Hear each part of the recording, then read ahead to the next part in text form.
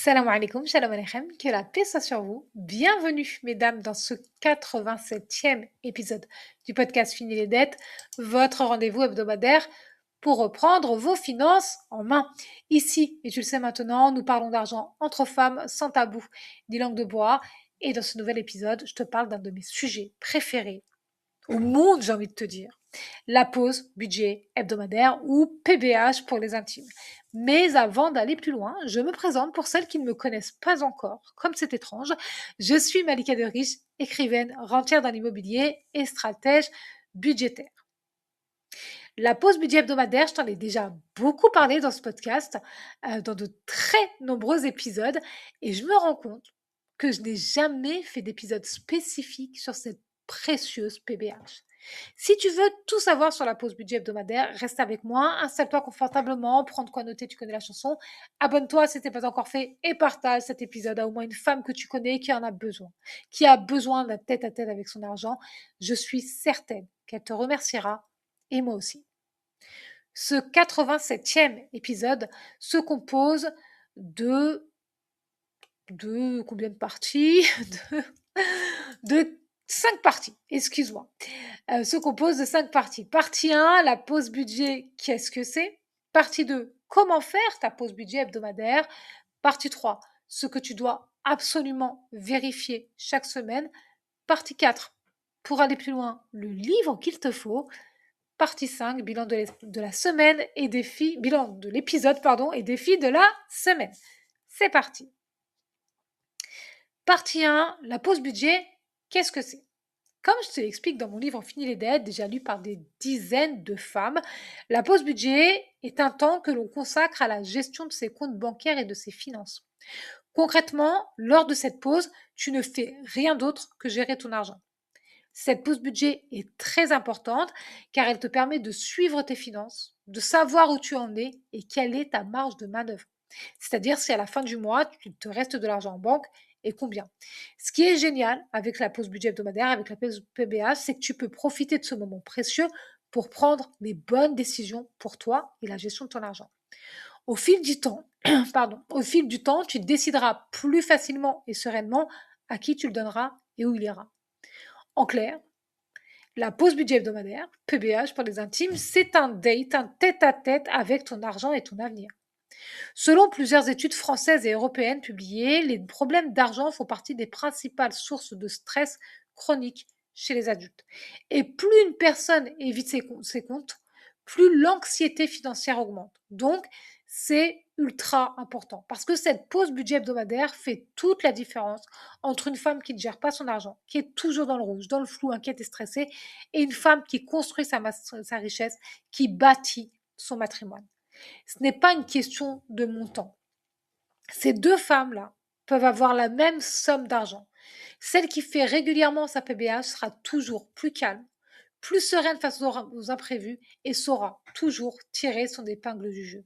Pas parce qu'elle est plus maligne, pas parce qu'elle est plus intelligente, pas parce qu'elle a un meilleur accès à des choses utiles, mais parce que ses finances sont structurées. Elle est aux commandes de son argent. Elle décide de ce qu'elle en fait. Et donc, elle est aussi aux commandes de sa vie.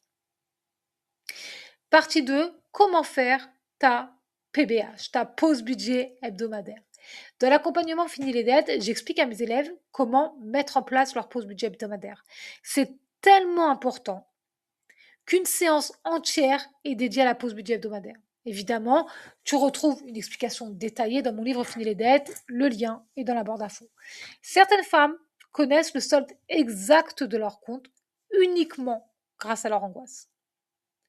Selon la Banque de France, une grande partie des Français disposent de moins de 3 mois d'épargne de sécurité et beaucoup vivent avec la peur du prochain imprévu. Mais vivre dans la peur, ce n'est pas une vie. La clarté enlève l'angoisse et la seule manière de savoir où tu en es, c'est de suivre ton budget. Là, dans cet épisode numéro 87, je vais être factuelle pour que tu puisses commencer tout de suite après avoir fini de l'écouter. Donc, concrètement, voici comment faire ta pause budget hebdomadaire. Dans un premier temps, fixe-toi un rendez-vous avec ton argent. Cela signifie que tu dois décider du jour et de l'heure à laquelle tu feras ta pause budget. Prends le temps d'y réfléchir sérieusement. Il est très important d'être entièrement disponible pour ce rendez-vous hebdomadaire. Personnellement, quand je cherchais le moment parfait pour ma pause budget, je me suis dit que c'était comme un rendez-vous chez le kiné. Tu le sais, pardon, je suis atteinte de la maladie Strombfeld-Lorrain et je suis handicapée moteur. Toute mon enfance, j'allais chez le kiné 1 à 2 fois par semaine. J'avais pas le choix. Ma santé passait avant tout. Mais on me proposait différents créneaux horaires. Et c'est en me basant sur cette expérience de vie que j'ai pu choisir le moment de ma pause budget. J'ai choisi le mardi à l'heure du thé et 15 ans après, j'ai toujours le même horaire. La seule chose qui a changé, c'est que maintenant, nous faisons toute une pause ensemble pour parler d'argent entre femmes, sans tabou ni langue de bois, le mardi à 14 heures, grâce à ce magnifique podcast Fini les dettes. Lorsque tu as défini ton horaire, note-le dans ton agenda, comme un rendez-vous chez le médecin, tu vois, le kiné. Tu vas prendre soin de tes finances, de toi et de ton avenir. Le jour de ta pause budget, le jour J, installe-toi à un endroit confortable, au calme, cosy, bien installé, tout ça. Il est important que tu sois disponible et concentré à ce moment-là. Je te conseille donc euh, de toujours faire cette pause euh, à un moment, non, je te conseille de faire de cette pause un moment privilégié. Personnellement, je prends le temps de m'apprêter. Honnêtement, je me fais belle.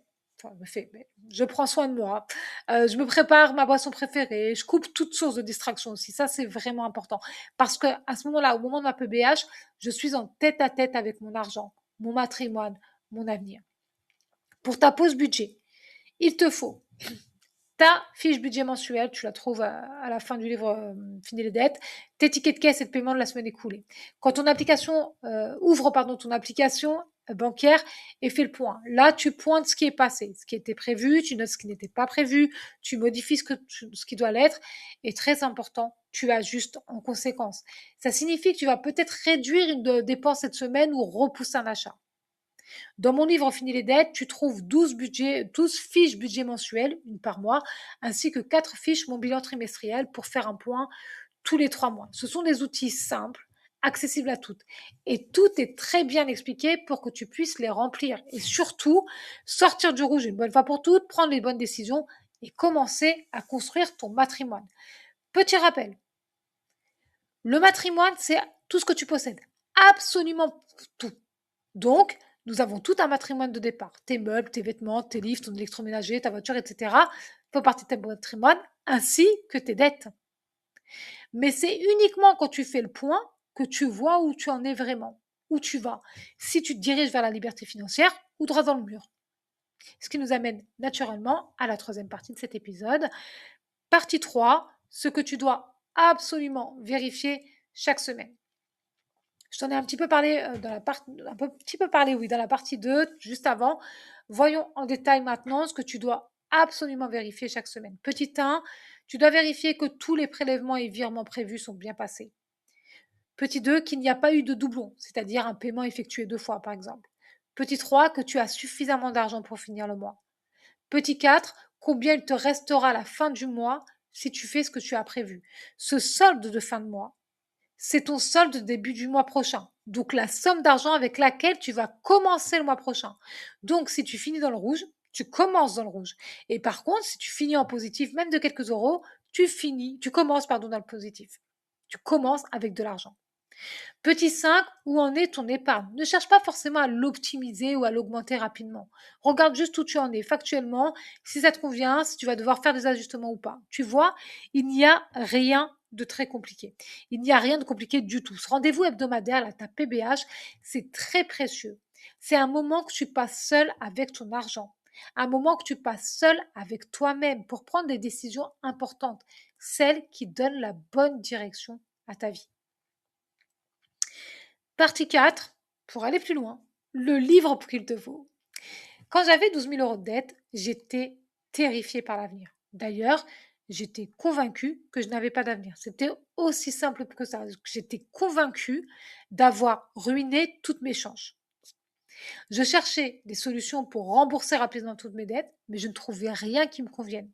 J'avais l'impression que personne ne comprenait ma situation, que personne ne voulait m'aider. Et cette période-là, ça a été l'une des plus difficiles de toute ma vie.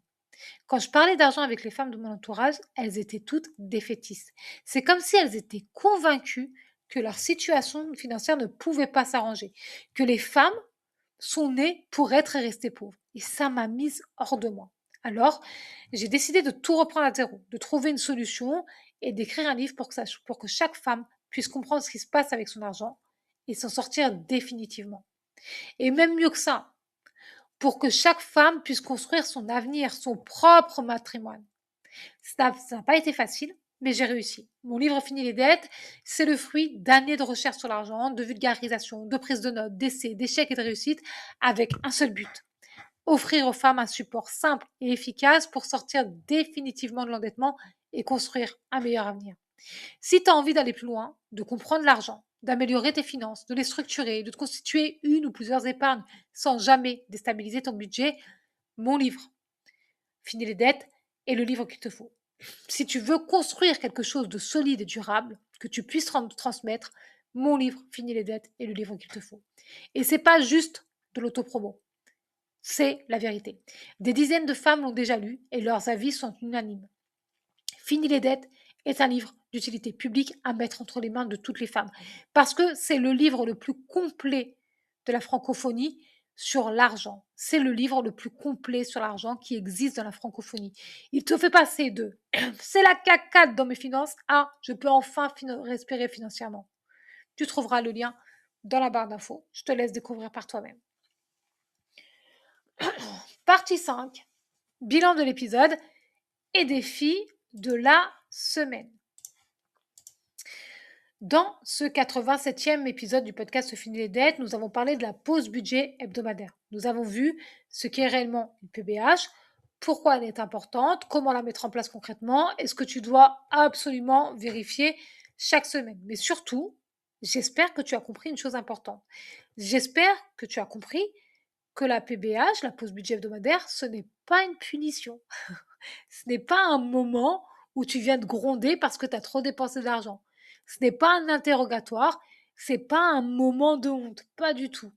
La PBH, c'est un moment, un rendez-vous avec toi-même, avec ton avenir, avec la femme que tu veux devenir. Tu vas faire un peu la Madame Irma de tes finances. Tu vas regarder ce qui se passe actuellement pour préparer ton avenir. Et je vais te dire quelque chose d'important. Beaucoup de femmes pensent qu'elles ont un problème d'argent. En réalité, elles ont un problème de suivi. On ne peut pas améliorer ce qu'on refuse de regarder. Une femme qui fait sa pause budget régulièrement n'est pas forcément riche, mais elle sait où elle va, elle sait ce qu'elle peut faire, elle sait ce qu'elle doit ajuster et surtout, elle reprend progressivement confiance en elle. La pause budget hebdomadaire, ce n'est pas juste de la gestion financière, c'est une habitude de stabilité, c'est une habitude de clarté, c'est une habitude de femme qui construit quelque chose de solide. Et parfois, une demi-heure par semaine peut littéralement changer une trajectoire financière entière. C'est exactement ce qui m'est arrivé. Dès que j'ai mis en place ma PBH, 30 minutes par semaine, ma vie financière, ma trajectoire financière a diamétralement changé. J'avais 12 000 euros de dette, j'étais menacée d'expulsion, je vivais seule avec mon enfant en bas âge, j'avais plus de salaire. Aujourd'hui, je suis proche de la liberté financière, très honnêtement. Je suis propriétaire sans la banque. Je suis devenue stratège budgétaire. Je fais des métiers que j'adore et j'instruis les femmes financièrement. Il n'y a pas de mystère, il n'y a pas de hasard, il n'y a pas de magie. J'ai décidé de faire de mon mieux pour changer ma donne, pour changer de vie, parce que je savais que je méritais mieux. J'ai mis en place tout ce que je pouvais en fonction des saisons de ma vie, c'est-à-dire des périodes et des épreuves que je traversais. Et c'est aujourd'hui que j'en suis là. Mais quand j'avais 12 000 euros de dette, on était en 2010. Là, on est en 2026. Donc ça, c'est pas fait en claquement de doigts. Ça s'est fait en travaillant, en faisant cette pause budget hebdomadaire, petit à petit. Pour le défi de la semaine, je veux que tu mettes en place, évidemment, je veux que tu mettes en place ta toute première PBH. Oui, cette semaine, même si tes finances sont compliquées, même si tu es dans le rouge, même si tu as peur d'ouvrir ton application bancaire, même si tu repousses ça depuis des mois. Là, aujourd'hui, je veux que tu choisisses un jour, une heure, un endroit calme et une boisson que tu aimes.